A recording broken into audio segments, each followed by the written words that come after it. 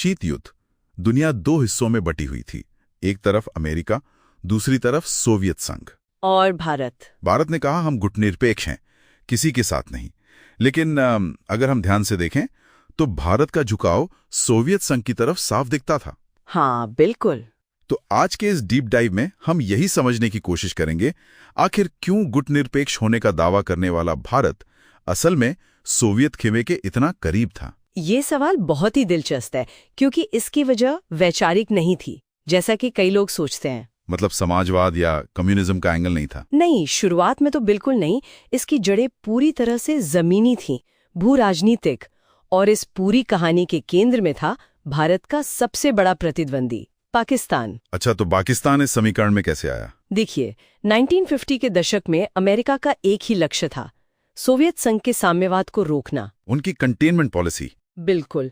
और इसके लिए उन्होंने दक्षिण एशिया में पाकिस्तान को अपना रणनीतिक सहयोगी बना लिया, उसे बड़े पैमाने पर आधुनिक हथियार देने शुरू कर दिए। और वो सैन्य गठबंधनों में भी शामिल कर लिया था, है ना, सीटो और सेंटो। हाँ, सीटो और सेंटो। जब पाकिस्तान इन अमेरिकी नेतृत्व वाले सैन्य गुटों का हिस्सा बन गया तो भारत के लिए ये एक सीधी सीधी राष्ट्रीय सुरक्षा की चिंता बन गई। जाहिर है, ताकत का संतुलन बिगड़ रहा था। एकदम।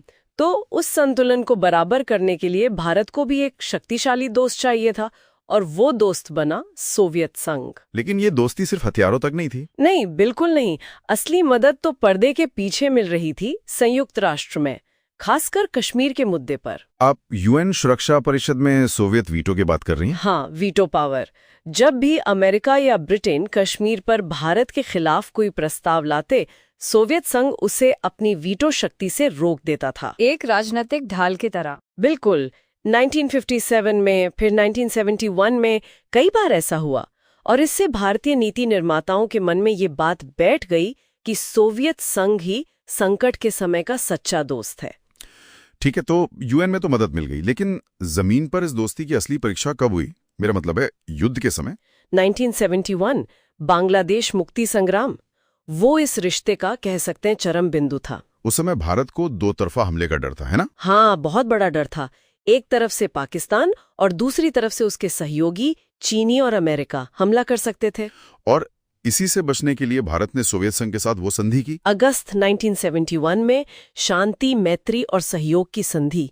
इस संधि ने खेल ही बदल दिया। कैसे? जब युद्ध शुरू हुआ तो अमेरिकी राष्ट्रपति निक्सन ने भारत को डराने के लिए अपना 7वां बेड़ा, जिसमें यूएसएस एंटरप्राइज था, बंगाल की खाड़ी की ओर भेज दिया। एक मिनट, मतलब अमेरिका ने वाकई अपना परमाणु संचालित विमान वाहक पोत भेज दिया था? हाँ, वो एक सीधी धमकी थी, लेकिन जैसे ही अमेरिकी बेड़ा आगे बढ़ा, सोवियत संघ ने तुरंत जवाब दिया, अपनी परमाणु पनडुब्बियों और युद्धपोतों को हिंद महासागर में भेज दिया। अरे वाह! और उन्होंने अमेरिकी बेड़े का रास्ता रोक दिया।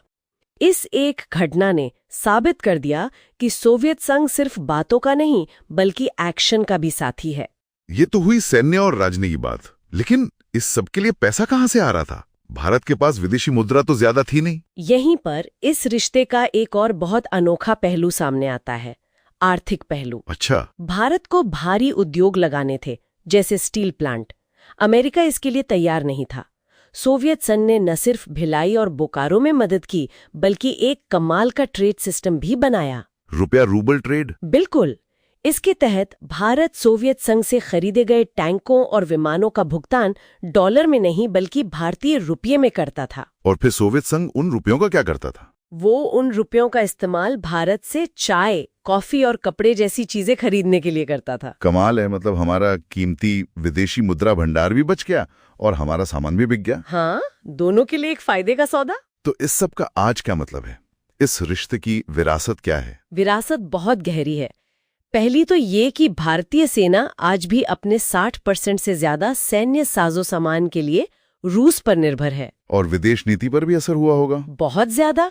शीत युद्ध के उस अनुभव ने ही आज की बहुसंलेखन यानी मल्टी अलाइनमेंट की नींव रखी। मतलब किसी एक गुट से बंद करना रहना। हाँ, आज भारत चीन को संतुलित करने के लिए अमेरिका के साथ क्वाड का सदस्य है, तो वहीं रूस और चीन के साथ एससीओ और ब्रिक्स का भी हिस्सा है। तो ये इतिहास आज के लिए एक बड़ा सवाल छोड़ जाता है।